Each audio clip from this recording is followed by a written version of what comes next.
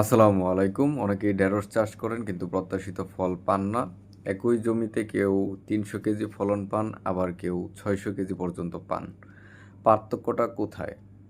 আজকের ভিডিওতে আমি বলবো ঢেঁড়স চাষে বেশি ফলন পাওয়ার ৭টি গুরুত্বপূর্ণ কৌশল, তাই ভিডিওটি না টেনে শেষ পর্যন্ত দেখবেন। ভালো ফলনের জন্য প্রথম শর্ত হলো ভালো বীজ। আপনাকে অবশ্যই উন্নত মানের বীজ নির্বাচন করতে হবে। উচ্চ ফলনশীল জাত নির্বাচন করতে হবে। রোগ প্রতিরোধ ক্ষমতা আছে এমন জাতের বীজ বেছে নিতে হবে। বিশ্বস্ত কোম্পানির বীজ আপনারা ব্যবহার করতে পারেন। বীজ বপনের সময় সঠিক দূরত্ব বজায় রেখে জমিতে বীজ বপন করতে হবে।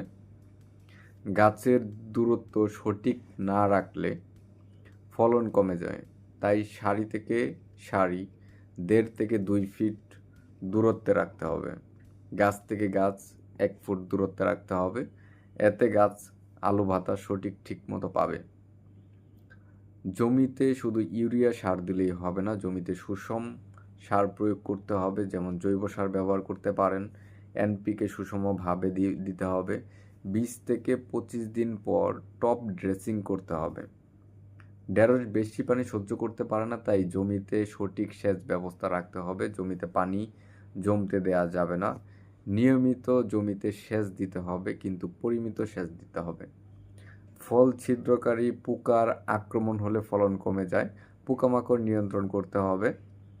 নিয়মিত পর্যবেক্ষণ করতে হবে, প্রয়োজন হলে অনুমোদিত কীটনাশক ব্যবহার করতে হবে। জৈব পদ্ধতি ব্যবহার করলে সবথেকে ভালো হবে। ঢেঁড়স বেশি বড় হতে দেওয়া যাবে না, নিয়মিত সংগ্রহ করতে হবে। সময় মতো তুলে নতুন ফল দ্রুত আসে, তাই একদিন পর পর ঢেঁড়স সংগ্রহ করতে হবে। একই জমিতে বারবার ঢেঁড়স চাষ করবেন না, ফসল পরিবর্তন করতে হবে।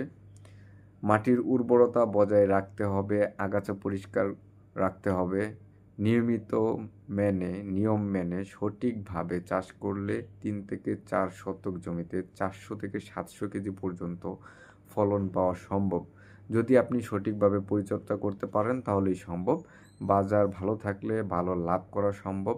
আপনি যদি চান আমি লাউ বা বেগুন চাষে বেশি ফলনের কৌশল নিয়ে ভিডিও তৈরি করি, তাহলে কমেন্ট করুন। পরের ফসল চাই এমন বাস্তব কৃষি টিপস পেতে আমাদের সাথেই থাকুন। কথা হবে পরবর্তী ভিডিওতে। সে পর্যন্ত সুস্থ থাকুন, ভালো থাকুন। আল্লাহ হাফেজ।